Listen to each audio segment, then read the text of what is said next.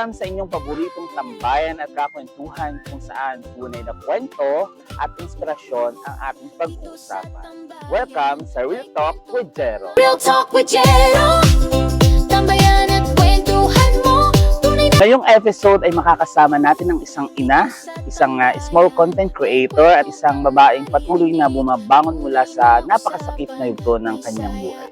Ang pagkawala ng kanyang anak dahil sa karamdaman. Mga ka-Real Talk, please help me welcome Tita Senny Manolilla. Ayan. Welcome sa Real Talk, Tita Senny Manolilla. Hi ka muna sa ating mga viewers. Hi. Ayan. So, kamusta ka naman ngayon? Hindi okay na okay. Hindi okay kasi ang daming pagsubok na dumarating and then problema. Pero sabi nga, lalaban hanggang buhay. Okay ako ngayon kasi meron akong asawa na mapagmahal. May pamilya ako na nagmamahal sa akin, sumasuporta. Ay. So, lumalaban kahit nahihirapan. Saan ka ngayon nagtatrabaho, Tita?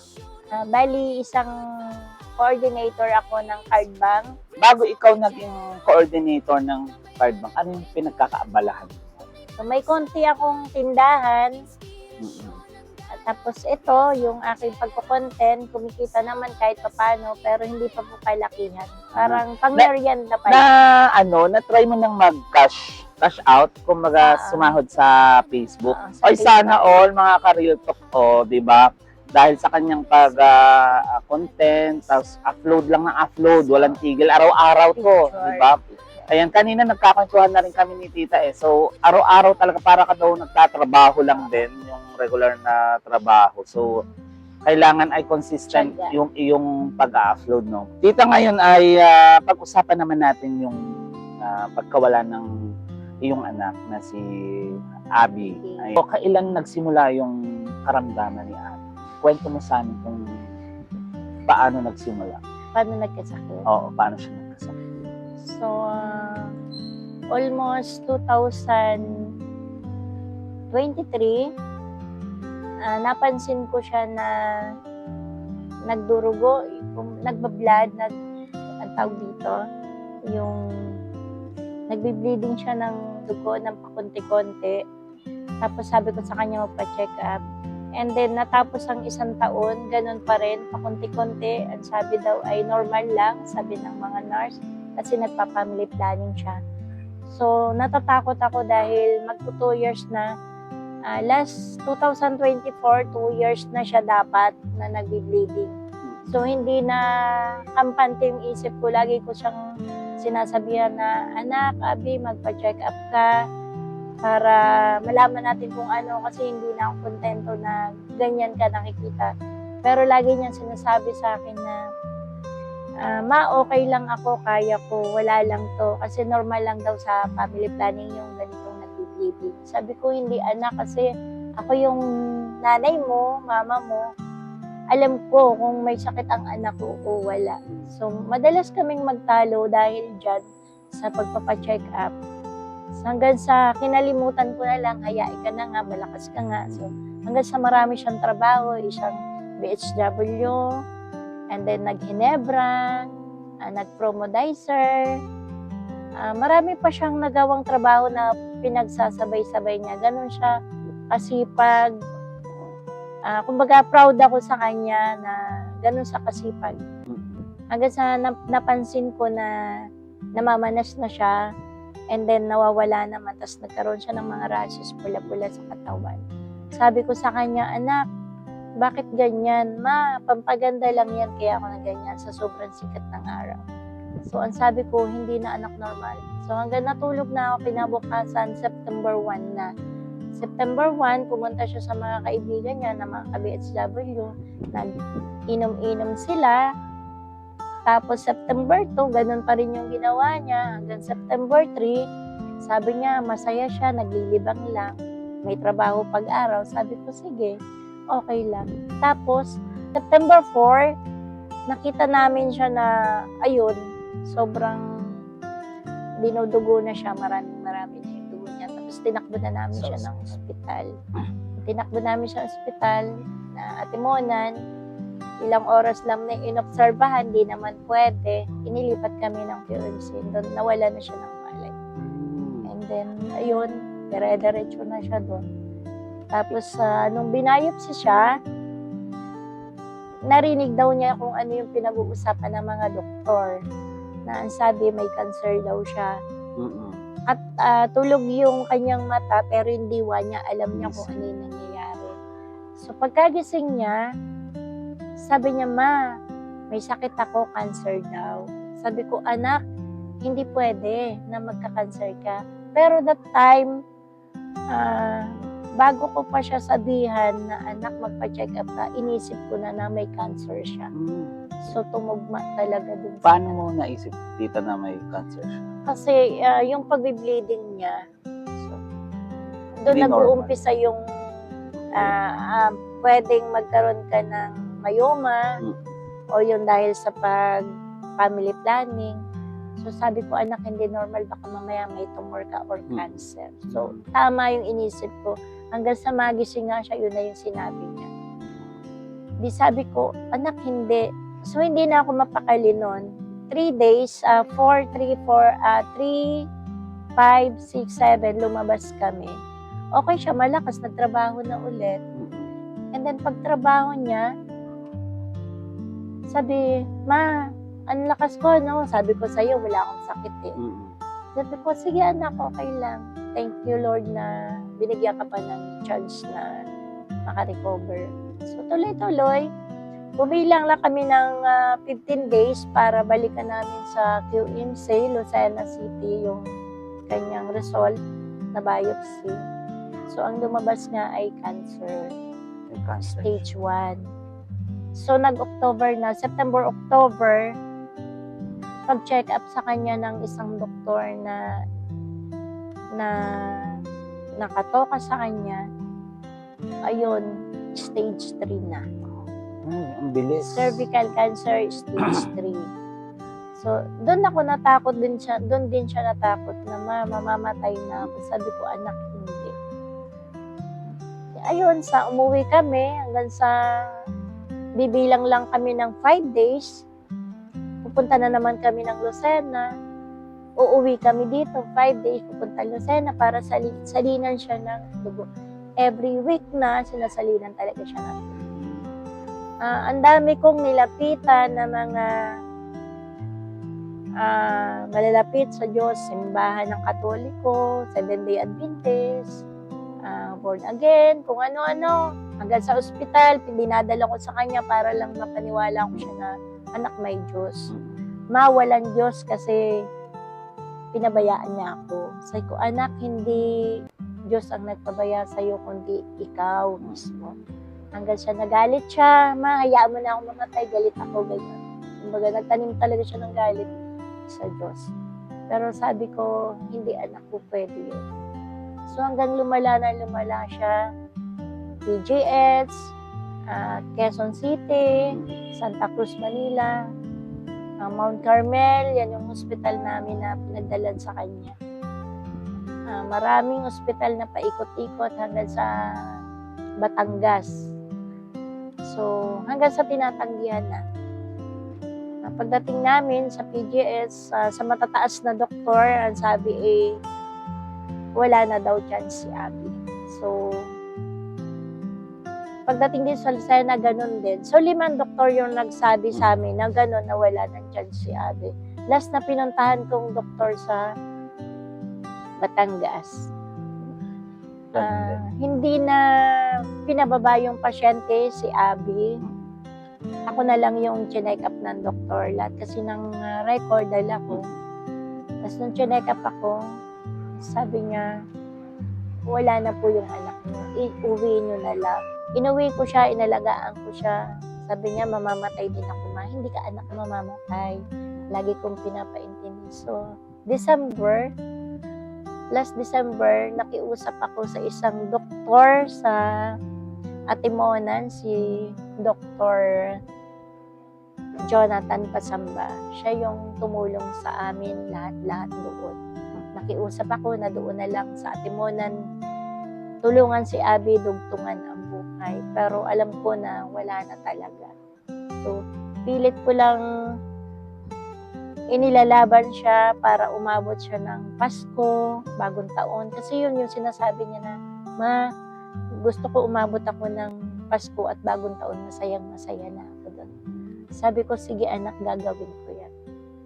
So, ayun, natupad naman na December 25, January 1, okay naman, nakaligtas. So, tuwan-tuwa ako dahil nung birthday ko, December 22, nag-wish talaga ako na ipag-pray ko siya na, anak, ikaw ay gagaling, mawawala yung cancer. So, nung birthday ko yun, 22, and then pumasok ulit ako sa loob ng bahay niya, sa kwarto, hanggang sa nag-seizure na siya. December 26, nag-seizure siya. Dinala ko siya ng ospital ulit sa Atimonan. And then, doon tuloy-tuloy na nag-seizure na siya. Sabi ko, anak, mamamatay ka na ba? Sabi niya, Ma, sabi mo hindi ako mamamatay. Sabi ko, okay, hindi ka nga pala mamamatay. Hanggang sa doon siya humingi ng tawad sa akin, sa Diyos, na Ma, oo, alam ko na lahat. Hanggang sa pagkatapos noon, nabaliw-baliw na siya. Di ba, nag-post ako noon, nabaliw. And then, tuloy-tuloy, December 27, 28, 29, hanggang 31, nandun kami. Inatake siya, akala namin patay na. December 31, inatake siya, nag-seizure. And then, iniwan na kami ng mga doktor, ng mga nurse, kasi patay na nga siya. Pero pagkaraan ng 15 minutes, bigla siyang nabuhay.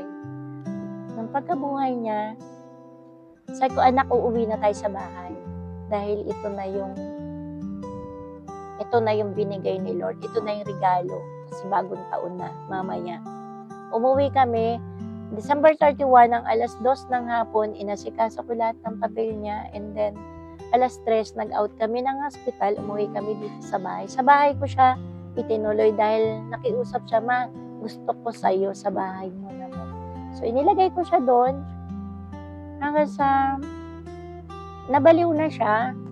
Hindi ko alam kung dahil sa gamot or dahil sa depress. Kasi yung cancer ni Abby, nagkaroon siya ng depress. Matinding kalaban niya yung depress. So, ang sabi ng mga doktor, hindi sa cancer mamamatay si Abby. Depression. So, maraming pagsubok kay Abby na kagaya ng pagsubok sa akin na inilaban niya hanggang sa huli hindi niya nakayanan, kaya ang kinamatay niya ay depressed, hindi cancer. Kasi yung cancer niya, December, nag-start ako ng tawag dito, Vita Plus. So, natunaw ang bukol niya. Natunaw. Yung kasing laki ng bula, na malapad lang siya, palapad, ayun, natunaw yung bukol niya. So, tuwan-tuwa ako ng January 1, hinilot ko siya ng ganyan, tapos pinaliguan ko siya, anak, wala ka ng cancer, tunaw na. Oo nga man, niregaluhan na ako ni Lord, sabi ko, oo anak, salamat. Anak, inom ka na ng gamot, kasi baliw na siya nung that time na yun eh. Anak, inom ka na ng gamot, tulog na, natulog na siya. Ma, salamat ha, I love you. Sabi ko, sige, salamat. Teamwork tayo, mama. Teamwork. Laging sinasabi niya yan sa akin. So, tuloy-tuloy siya. Okay naman siya. Hanggang sa January 3, 2, 3, nag-request siya sa akin, Ma, pupunta ako ng Pagbilao. Magpapasuob. Sabi ko, sige, anak. Pero nagagalit yung anak kong panganay, si Early. Kasi sabi niya, bakit kayo aalis? Si Abby okay naman na. Hindi ko sa kanya sinabi kung anong dahilan. Kumbaga kami lang ni Abby nag-usap na tawag dito, yung suob, papagamot. Sa albularyo. Oo. And then, sinabi din sa kanya yun ng mga ka-BHW niya, ng mga taga-barangay Duwat, na magpasuob nga daw. Anong findings nung siya ay... So, nung sinuob siya, talagang meron, ang sabi nung nagsuob sa kanya, may gumagawa daw kay Abby ng kung ano. Kasi nung tinutusok sa tiyan, sumisigaw siya, iba yung boses niya. So, mayroon talaga. Tapos sabi nung nanggagamot, hindi yan mamamatay si Abby. Mataba pa ang buhay niya. Ang ikamamatay niya yung gumagawa. Kumbaga, ginagawa siya ng hindi maganda. So, ayun, iyak siya ng iyak hanggang sa umiyak din ako kasi sakit-sakit. Yung parang hinahawakan lang siya sa paa and then dito, nasasaktan na siya. Sabi ko, grabe. Hanggang sa itinigil yung paggagamot, iniwanan ko siya doon. 3, 4, hanggang 5 ako doon. Tapos iniwanan ko ulit. And then okay naman siya. Tapos bumalik. Ulit ako ng 9. Binisita ko siya. Okay ulit siya. Naglalakad na siya. Nagli-lipstick na. Nag-ano, ma, dali mo lang mga damit ko dito. Ayan, okay na. So tuwang-tuwa talaga ako. Anak, laki na ng, opo ma. Di naman talaga ako mamamatay. Aalis lang ako. Lagi niyang sinasabi na aalis siya. January 15. Doon ko na nakita yung sobrang lungkot na mukha niya, yung umiiyak, yung parang hindi na siya nakakatulog. Kasi ko, ano nangyari sa'yo? Ma, malapit na ako magtrabaho, February mag-start na ako. Yung regalo sa akin nila Ma'am Jaja, na nurse, dito sa atin sa Claridel, gamitin mo, lagyan mo ng pera, unang-unang sahod ko. Sige anak, mababawi ako sa'yo, bibigyan kita maraming pera. Noon pa lang, umiiyak na ako na hindi ko pinakita sa kanya kasi sabi ko, eto na yung last ni Abby. Bigay ako ng bigay ng dugtong ng buhay ni Abby kasi ayaw kong mawala siya. Pero alam kong ikamamatay na siya. Naalala ko yung 5 doktor na nakausap namin, bawat ospital na pinagdala namin, iisa lang sila nang sinasabi na ang matitira na lang kay Abby ay pandinig. So, mamamatay ang katawan, hindi siya makakabangon, hindi siya makakakain, hindi na rin siya makakapagsalita. So, yun yung nangyari talaga. And then, mababaliw, yun yung nangyari talaga. Totoo lahat yung 5 doktor na mangyayari kay Abby. So, ayun. Nung namatay na yung katawan niya, nilinisan ko siya, inayos ko siya. Hanggang sa tinawagan ko na yung asawa niya, si Marlo. Uwi ka na dito kasi si Abby hindi mo naabutan ng buhay pag di kayo umuwi. Yung bata, dalhin mo dito si Miguel kasi December, January, hindi nakita nila yung bata. Si Miguel yung pangalan. So yun, naabutan pa ni Miguel na buhay yung mami niya, si Abby. Dumating sila gabi, tapos umalis din nung gabi yung asawa, si Marlo. And then yung bata doon na umalis. Sabi ko, Miguel, wag mo nang iiwanan yung mami mo kasi aalis na siya. Saan siya mamala pupunta? Aalis na siya. Hindi na siya babalik. Bakit naman po? So, ang daming tanong nung apo ko, naiyak na lang ng iyak ang sinasagot ko sa kanya. And then, kinabukasan, last burol ng kapatid ko, si Kuya Ingo, aalis siya ng alas 12 para ihatid sa huling hantungan. Yung anak ko naman yung umaalis na mamatay. Nalagutan siya ng hininga. Binilin pa rin niya sa akin na mag-live ako kapag siya ay aalis na. So, naka-live ako noon, di ba? Nakita niyo. Panood nga namin. Sobrang sakit na dati kapag ako'y nagkukwento, umiiyak ako, hindi pa ako nagsasalita, umiiyak na ako. Hanggang kahit saan ako makarating, umiiyak ako. Kung sino magtanong sa akin, mangumusta. So, yun lagi yung ano ko. Ang hirap ilaban ang isang cancer, ang isang depressed.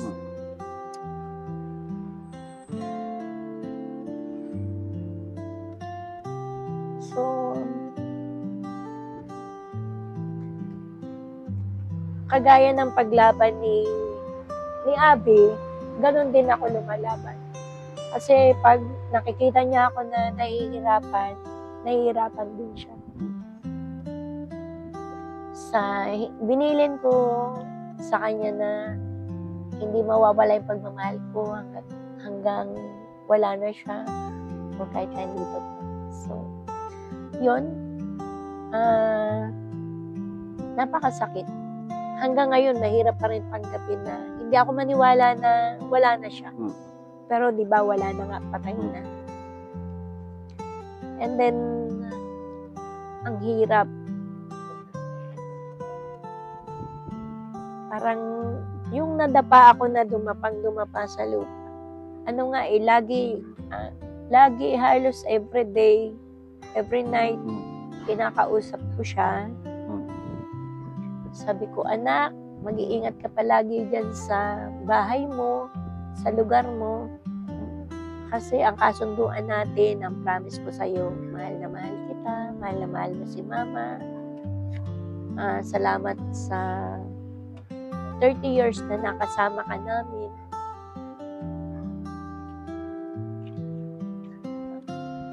Sobrang sakit pa din talaga. So, ang daming pagsubok na dumadaan sa akin mula nung nagkaisip ako hanggang ngayon. Laban lang talaga ako ng laban para sa mga mahal ko sa buhay na buhay pa talaga ngayon. So, kaya sa may mga cancer, wag niyo po baliwalain ang cancer kasi hindi basta-basta sakit yan. Hindi po yan sinabi na sakit ng mayaman. Hindi. Kahit mahirap tinatamaan ng cancer. Sobrang hirap.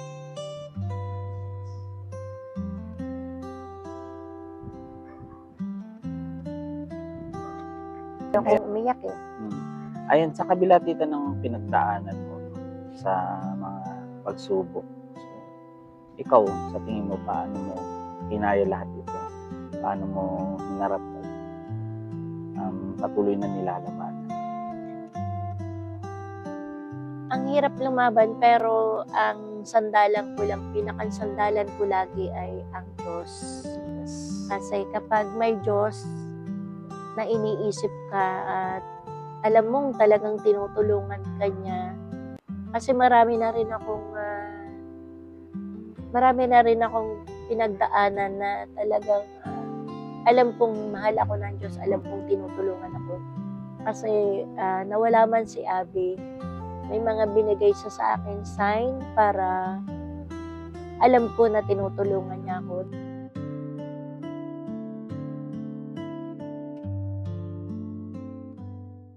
Real talk with Jero. Tambayan at kwentuhan mo. Tunay na usapan. Inspirasyon.